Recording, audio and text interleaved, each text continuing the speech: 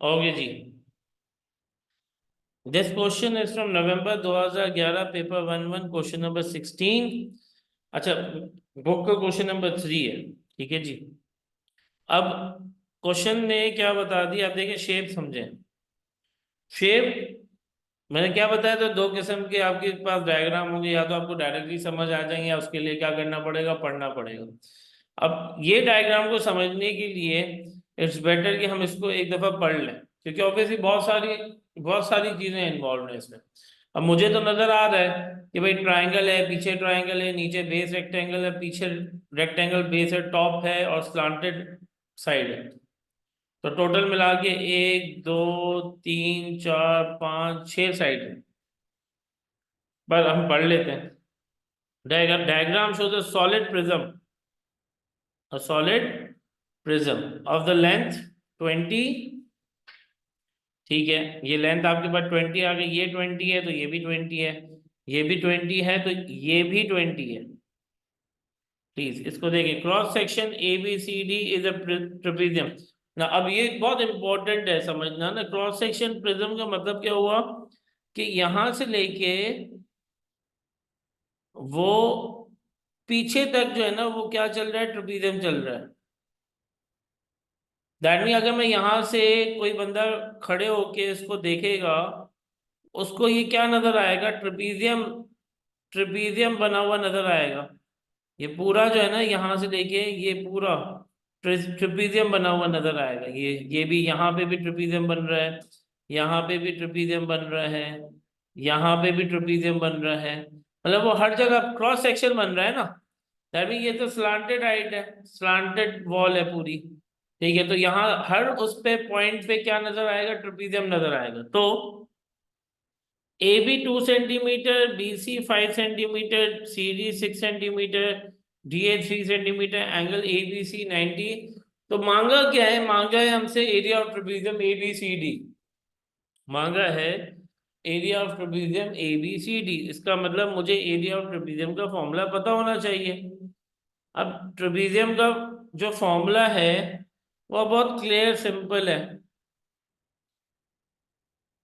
ये आप लोग बहुत बेसिक चीज करते हुए आते हो हमेशा से। Even when in your junior classes, area of trapezium is half into height into sum of parallel sides. Parallel sides कौन सी होती हैं, जो एक ही डायरेक्शन में मूव कर रही होती हैं। लेंथ उनकी आपके पास क्या होती है, अलग भी हो सकती है। अगर सेम होगी तो रेक्टेंगल बन जाएगा, राइट। पर मेजर चीज क्या हो जाती है कि आपके पास अलग अलग उसमें आ जाता है। अब इधर देखें, ये आपके पास ये एक साइड है, ये एक साइड है, तो इसका मतलब ये दोनों साइडें क्या है, पैरेलल है। इसकी 2 है और इसकी 6 है, तो सम ऑफ पैरेलल साइड मतलब 2 + 6। हाइट कितनी गिवन है, 3। तो मेरे पास हाइट भी आ गई, पैरेलल साइड भी आ गई, हाइट मल्टीप्लाई होगी, पैरेलल साइड्स क्या हो जाएंगे, ऐड हो जाएंगे। तो हम इसको फॉर्मूला के हिसाब से ही करते हैं, half into 3 into 2 + 6, which will be equal to half into 3 into 8। 2 1 जा 2, 4 जा 4, 3 जा बिकम्स 12। दैट मीन इसका आंसर कितना आ गया, 12। एक मार्क का था, इतना ज्यादा आपको कुछ करने की जरूरत नहीं थी। ठीक है। अच्छा, एवे ही ना, मैं पार्ट बी से पहले एक और चीज करवाना चाहता हूँ, क्योंकि अब पूछा नहीं है, एग्जामिनर ने पूछा नहीं है, पर पूछ सकता है। अगर वो इसका वॉल्यूम मांगता, तो नॉर्मली वॉल्यूम होता है बेस एरिया इनटू हाइट। मैं तो यही फॉर्मूला यूज करता हूँ, क्योंकि अलग अलग बेसेस होती हैं। कभी अगर सिलेंडर होता है तो पाई आर स्क्वायर लगा लेते हैं, कोन का अलग हो जाता है। फिर ऑब्वियसली बात है, क्यूबॉइड का बेस किसका होता है, रेक्टेंगल का होता है। इससे एल बी इंटू एच होता है, और स्क्वायर क्या हो जाता है, एल स्क्वायर इंटू एल होता है, तो एल क्यूब बन जाता है। खैर, पर ये हमारा प्रिज्म है। प्रिज्म में बेसिकली वॉल्यूम एक ही बात होती है, फर्क नहीं है। हम सिर्फ नाम लेते हैं एरिया ऑफ क्रॉस सेक्शन, कि किसका क्रॉस सेक्शन हो रहा है। अब यहां पता चला है क्रॉस सेक्शन किसका है, ट्रेपीजियम का है। मल्टीप्लाई बाय, इसमें हाइट के बजाय हम लेते हैं लेंथ, क्योंकि वो क्रॉस सेक्शन लेंथ पे डिपेंड करता है ना। कि कितना उसका लेंथ है। अब ये देखें, ये एरिया ट्रेपीजियम में मैंने क्या बताया, ये भी ट्रेपीजियम जा रहा है, यहाँ पे भी ट्रेपीजियम जा रहा है, तो अलग अलग पॉइंट पे ट्रेपीजियम जा रहा है, तो इसका जो ट्रेपीजियम होगा ये आगे तक ट्रेपीजियम ही जाएगा। तो नॉर्मली हम हाइट लेते हैं, पर हाइट छोटी है, लेंथ यहाँ पे बड़ी है, क्योंकि एंड तक ट्रेपीजियम लेंथ लेके जा रहा है। तो लेंथ यहाँ पे 20 गिवन है, राइट। और मैंने अभी अभी वो निकाला कि भाई एरिया इसका कितना था, 12। तो 12 इंटू कितना हो जाएगा, 20। तो 20 इंटू 12 बिकम्स व्हाट, 240। तो ये इसका क्या हो जाएगा, वॉल्यूम हो जाएगा। क्या हो जाएगा इसका, वॉल्यूम। पर वॉल्यूम अभी मांगा है नहीं, मैंने ऐसे ही निकाल लिया, ताकि ऑब्वियसली बात है कभी हमें पूछे या कोई ऐसी चीज एग्जामिनर मांग दे तो हमें पता होना चाहिए कि भाई वॉल्यूम निकलता कैसे। Back to square one, let's work on the question. Calculate the total surface area of the prism.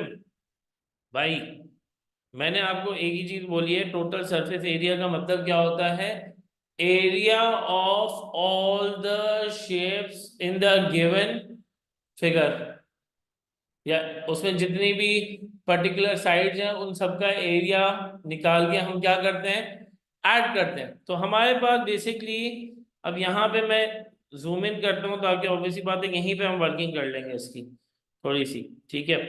अब मुझे इतना पता है कि शुरू में आपके पास ये जो शेप है, ये वाली शेप, ये ट्रेपीजियम की है, और पीछे भी शेप किसकी है जी, ट्रेपीजियम। तो दो साइडों का तो एरिया मेरे पास फॉरन फॉरन आ गया, और वो दो साइडों का एरिया कितना है, ये 12 था और ये भी कितना था, 12 था। चले जी, ऐड हम बाद में कर लेंगे, अभी हम अलग अलग क्या निकालेंगे, एरिया निकालेंगे, ठीक है। ये मैं ऊपर वाले ब्लॉक की निकाल लेता हूँ, ये रेक्टेंगल जो है, ऊपर वाला रेक्टेंगल जो रूफ है, ये क्या बता रहे, 20 लेंथ है और 2 इसका ब्रेथ है। तो 20 इंटू 2 बिकम्स वॉट, 20 इंटू 2, क्योंकि हमारे पास रेक्टेंगल है तो 20 इंटू 2 बिकम्स 40। तो इसको हम क्या मार्क कर लेंगे जी, मार्क कर देते हैं 40, मार्क कर देते हैं, ये हो गया 40 आपका, सही है जी। फिर आपके पास आ गया बैक वॉल। अगर आप इस बैक वॉल को देखें, ये बैक वॉल जा रही है आपकी यहाँ से लेके यहाँ तक, तो ये भी आपके पास क्या है, बैक वॉल है, बैक वॉल नीचे तक बैक वॉल है, राइट। और बैक वॉल मुझे क्या बता रहा है कि ये मेरे पास 3 इसकी हाइट है और 20 इसकी लेंथ है बैक वॉल की। तो 3 इसकी हाइट, और तो 23 विल बिकम व्हाट, 60। तो ये मेरे पास क्या बन गया जी, 60 बन गया, ठीक है जी। तो 1 2 3 4 शेप्स तो आ गई मेरे पास। अब हम बात करते हैं किस पे, हम बात करते हैं, लेट्स वर्क ऑन बॉटम। ये ये बॉटम, ये बॉटम जो है 20 इसकी क्या है लेंथ, और 6, या लेंथ हम 6 ले लें, 20 ब्रेथ ले लें, या 20 लेंथ और 6 हम ब्रेथ, तो 20 इंटू 6 विल बिकम 120। तो ये आ गया जी 120। अब फाइनली हमारे पास आखिरी साइड है, और आखिरी साइड हमें क्या बता रही है, ये भी तो रेक्टेंगल है ना। तो ये क्या हो जाएगा, 20 इंटू 5, तो ये कितना हो जाएगा जी, 100। तो एक मेरे पास शेप 40 की है, एक 60 की है, 12 12 100 एंड 120। तो हम क्या कर लेंगे, हमारे पास ये सब जब मैंने निकाल लिया, तो मैंने निकालने का मकसद क्या था कि इसको हम लिखेंगे अपने पास। तो दिस बिकम्स व्हाट,